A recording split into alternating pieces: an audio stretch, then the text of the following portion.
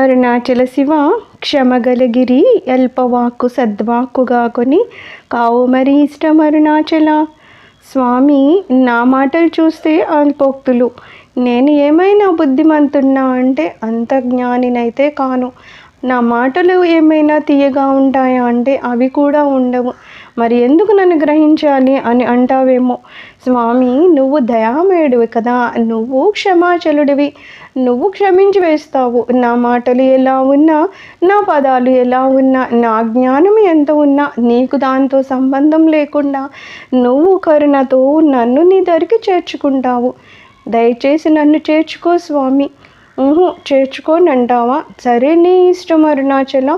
నేను నీ భక్తుణ్ణి, అడగడం మాత్రమే నేను చేయగలను. నువ్వు నన్ను దయ చూపి నీ కాళ్ళ దగ్గరికి తీసుకున్నావా మంచిది, లేదు అంటావా ఏమి చేయగలను స్వామి. నిన్ను కోరుకుంటూ ఉంటాను, అంతే కదా అరుణాచల అంటున్నారు.